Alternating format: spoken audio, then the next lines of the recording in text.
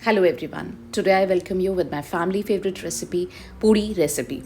This is Indian puffed bread. It is made with wheat flour, salt, ajwain, that is carom seeds, and deep fried in refined oil. Look at the perfect fluffy texture. It is crispy from out and soft within. I have learned from the best. It is a recipe of my mother-in-law. I am a Punjabi, married to a Bania family, and she was a Brahmin, and she was from Haryana. So we have got the perfect recipe of puri here. This is the wheat flour. Stay with me till end to know tips at every stage, because this puri recipe, the crux lies in kneading a perfect dough. So like here you see that I have not added enough water. We have to add water little by little. So this is tip 1. We want a tight dough, not a very smooth dough, because if the dough is smooth, then it is going to be very difficult to roll this puri. So we need a tight dough so that it can be rolled without the use of any flour.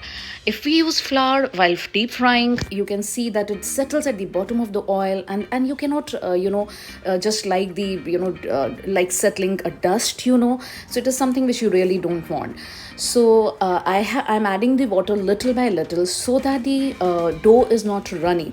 So at every stage you have to look carefully at the motion that I'm using of my hands. We are not going to use knuckles to sink into the dough. We will be using the palm. So this is the difference between a normal dough and a puri dough, that we don't use knuckles, we use the palm, and we press it in a different way. It will be just coming next. That is my second tip for this particular recipe. So keep adding this. We don't add any oil right now. We will add water little by little, so that the dough becomes soft at this stage. And you add water only at those places. Just look here what I'm doing, which don't have enough moisture, the dry portion of the flour. No, not the wet portions. So just add water little by little where you see dry flour. Wherever it is becoming a cluster, is trying to bind itself, we won't add too much water there. All right. So this is how you collect the dough. It is for a very large family, for my family, that I did it. But for small families, it won't take that much time to knead the puri dough, right? So this entire dough, I think it will result into approximately 50 puris, maybe. This is just an estimate. Once the dough starts gathering together, then you have to see the way I'm going to knead it with both the hands. Okay, so that motion you have to keep focusing. I haven't added any oil, and nothing else being added, just little water. Okay.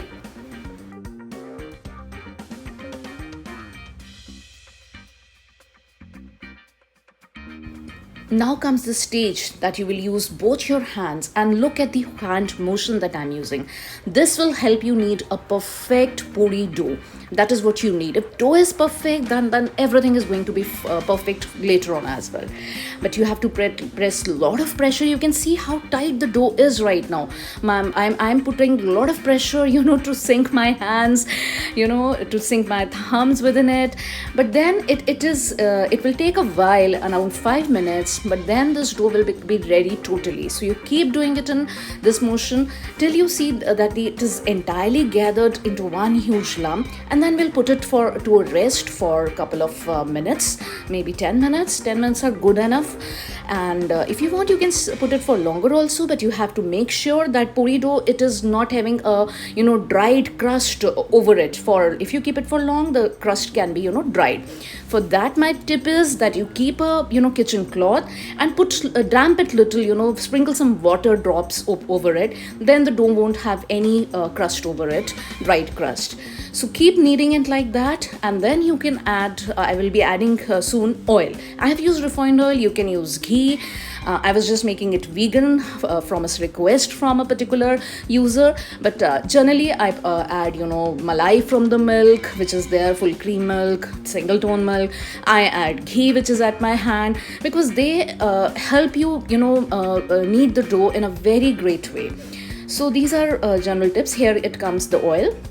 The dough is going to absorb all the oil if you knead it properly. That's the beauty of this recipe, right? So keep kneading and put it on rest, and I'll just come with my next tip.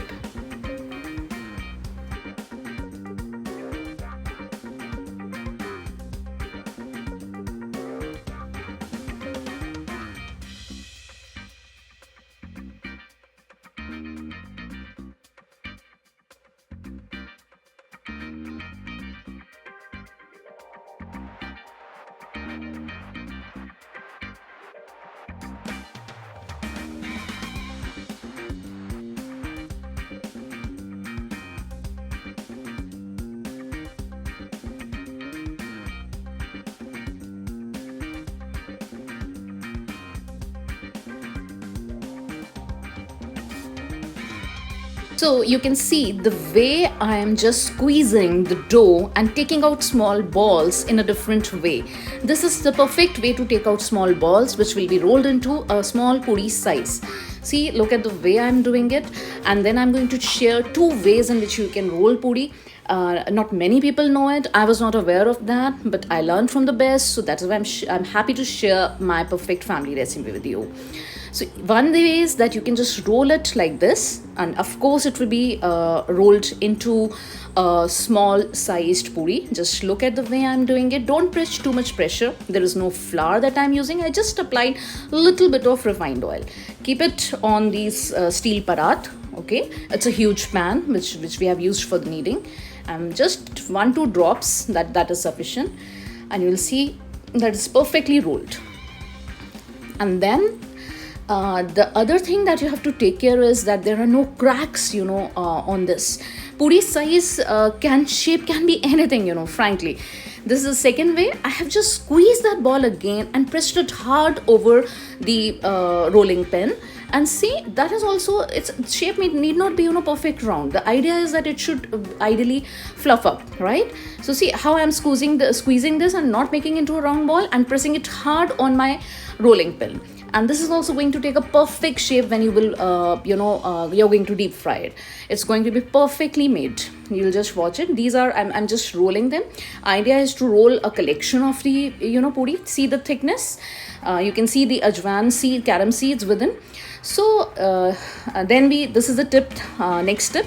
So we heat the oil should be hot enough, ready for frying. And to check that, I've just put small dough part. When it comes to the top of the oil, that means the oil is totally ready for deep frying. If it is not warm enough, it is not hot enough, you will not get fluffy puri. For that you have to have this. Look at this color. I'm showing it again. It is the oil is hot, and this is almost medium to high heat.